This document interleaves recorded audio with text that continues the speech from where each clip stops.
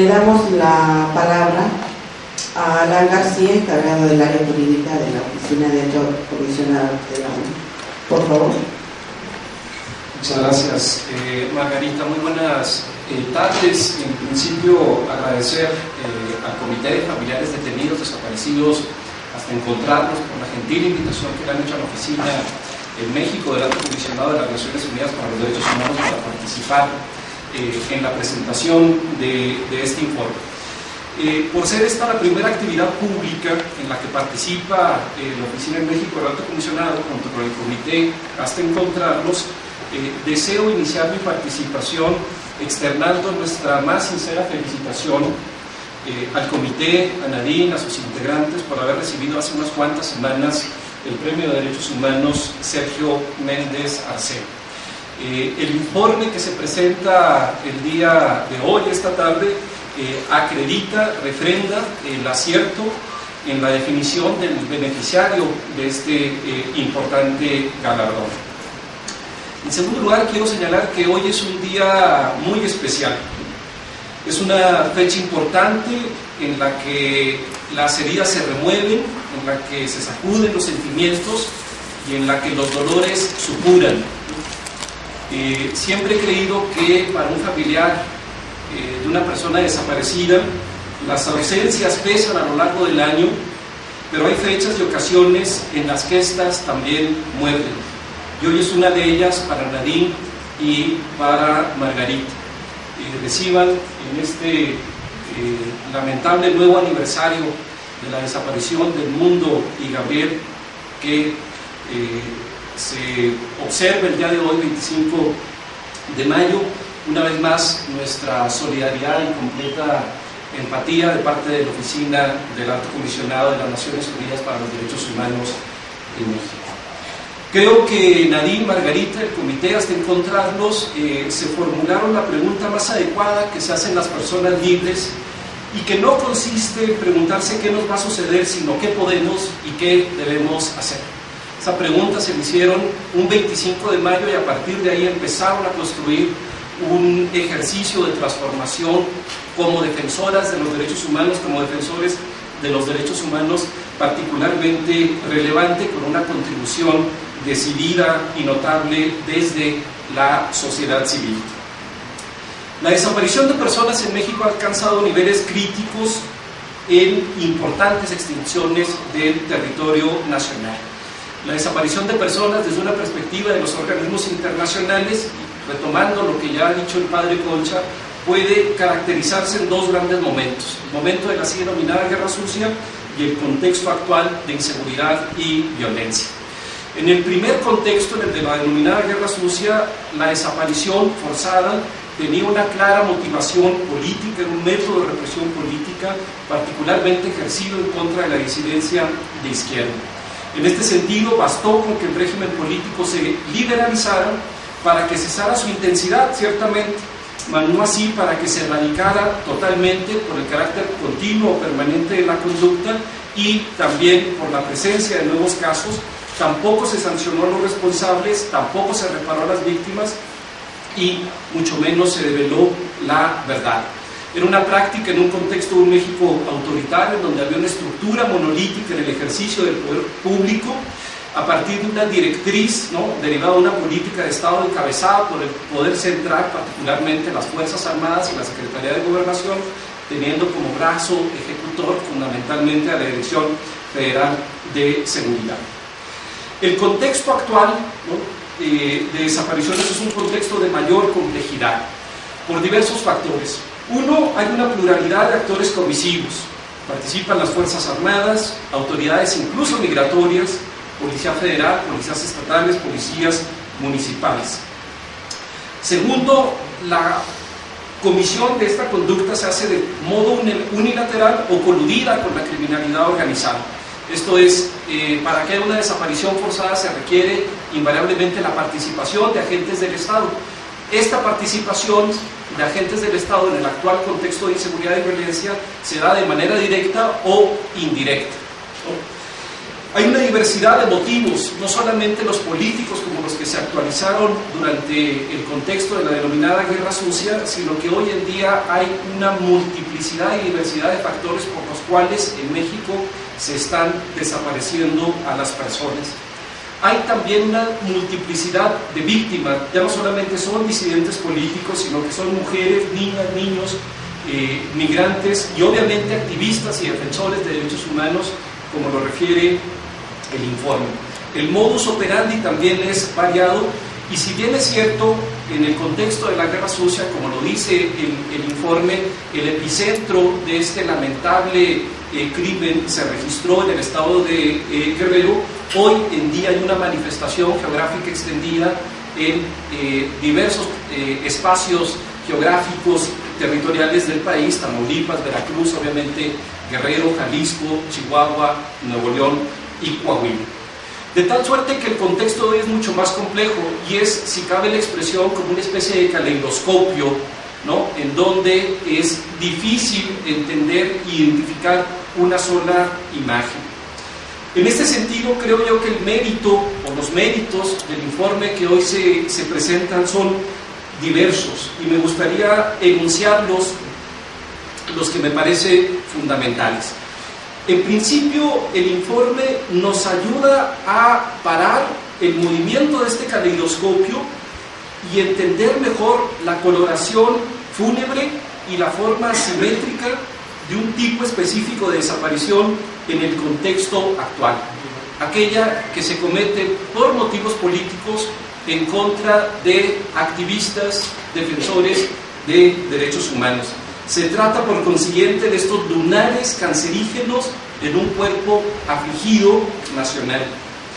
Segundo, el informe nos muestra una línea de continuidad en torno a este tipo de desapariciones forzadas, me refiero a las políticas.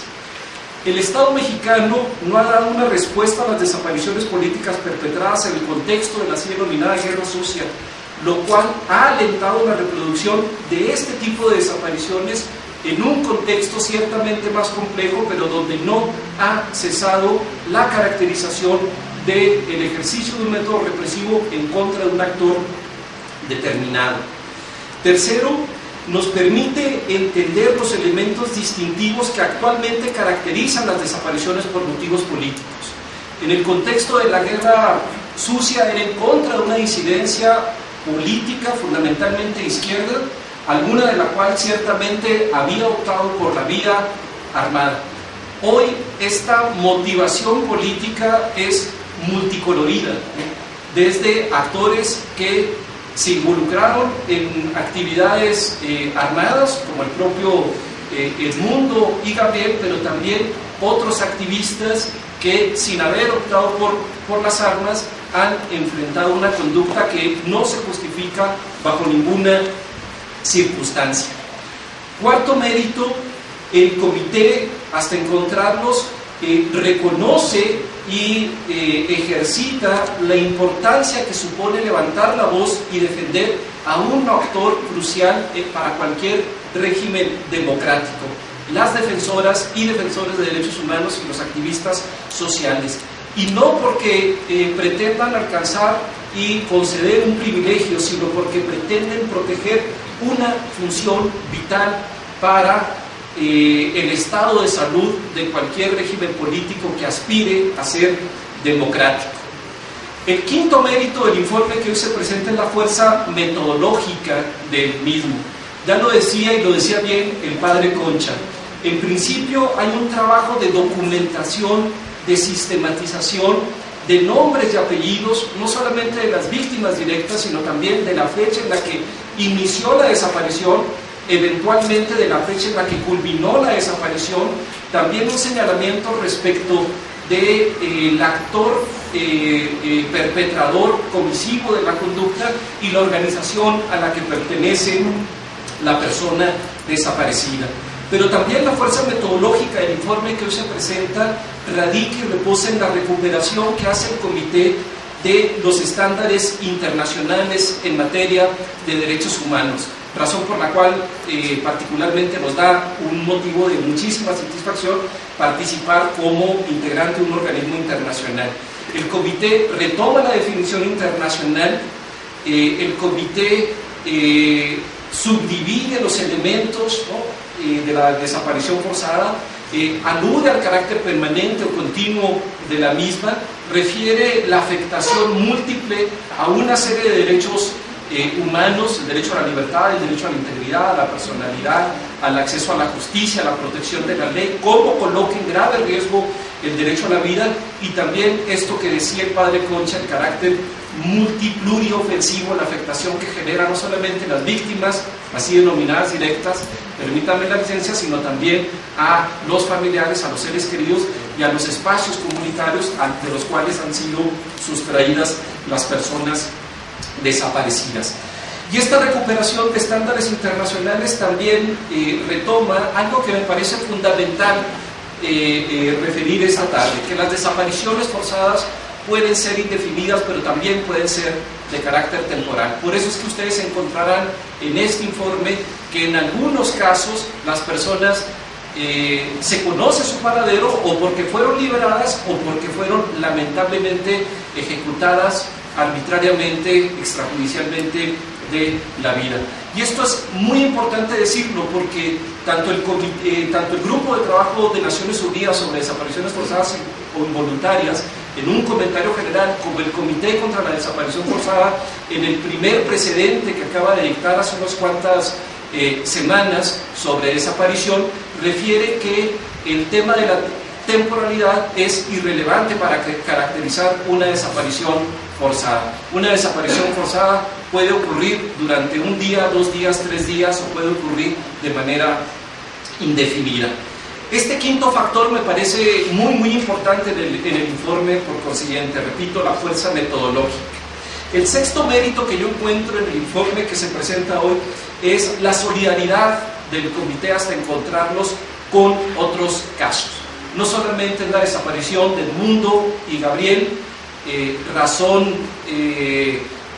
tremenda, negativa, que explica el surgimiento de este comité, dolorosa, sino que también se recuperan otros múltiples casos, incluyendo el de los normalistas de Ayotzinapa. Recuerdo cuando ocurrió, cuando inició, mejor dicho, porque sigue aún presente la desaparición de Edmundo y Gabriel, mi perspectiva era que el gobierno mexicano tenía un test y una oportunidad para acreditar que ese tipo de desapariciones no iban a ser toleradas nunca más. Había un gobierno de un color distinto, político, había un ejercicio de mediación por personajes de la vida cívica mexicana notables, había un cese unilateral de cualquier tipo de acción violenta por parte del Ejército Popular Revolucionario, y aún en ese caso se falló. A 9 años de distancia no se sabe cuál es el paradero de Edmundo y Gabriel. A 9 años de distancia no se sabe quiénes fueron, al menos judicialmente y mediante una sentencia condenatoria, quiénes fueron los responsables. Yo pensaba que el Estado mexicano no iba a tener un test equivalente. Lo tuvo, desgraciadamente, con el caso Ayotzinapa, sobre el cual también el informe refiere cosas importantes, en donde pues, el propio grupo interdisciplinario de expertos independientes ha vertido conclusiones altísimamente preocupantes que denotan los profundos desafíos y déficits que enfrenta el Estado mexicano en esta materia. Y el séptimo mérito que yo identifico en este importante informe es la apuesta de futuro. Una apuesta de futuro que el comité la ve localizada en la necesaria y esperemos pronta aprobación de la Ley General en materia de desaparición forzada y desaparición por particulares. Y creo que en esto el comité no parte de una mirada ingenua, ¿no? Se sabe que en México no necesariamente la aprobación de una nueva norma implica la transformación de una realidad. Hay brechas importantes siempre que superar. Pero creo que el comité ha entendido y por eso ha elaborado una propuesta muy decantada, muy de avanzada en esta materia de ley general, porque entiende que la arena de la disputa política contemporánea en esta materia de desaparición de personas, que alumbrará la respuesta institucional del Estado mexicano ante el reto más avasallante de nuestro tiempo y el dolor más agudo de la existencia de Nadine y Margarita, pasan lista en una ley que defina cómo el Estado mexicano va a enfrentar este desafío nodal, quizás el más fuerte en materia de derechos humanos.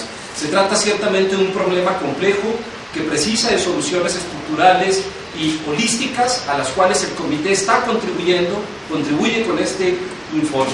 Se trata, por consiguiente, de un informe que refrenda esta brega del comité hasta encontrarlos, que se ha venido haciendo sin sucumbir a sí mismo al adormilamiento o a la resignación, que asume una mirada valiente, retadora, al mismo tiempo que responsable, constructiva y esperanzadora. Por eso yo les haría dos invitaciones. La primera de ellas es que, lo que ya refería el padre Concha, lean el informe, y la segunda, fundamental, súmense a lo que este informe denuncia y trata de remontar y superar a través del activismo ciudadano. Muchísimas gracias por su atención.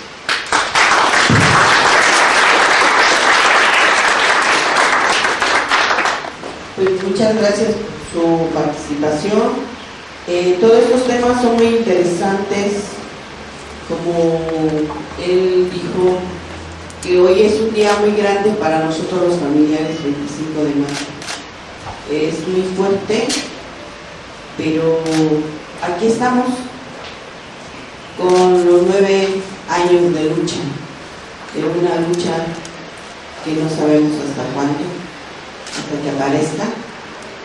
Y los temas que han abordado pues son realmente a la desaparición forzada, a todo lo que el gobierno no es capaz de resolver estas situaciones, y que no solamente la desaparición de Gabriel ni del Mutu, sino de todos anteriormente, de todas las desapariciones de hace años anteriores y actualmente, porque sigue habiendo desapariciones.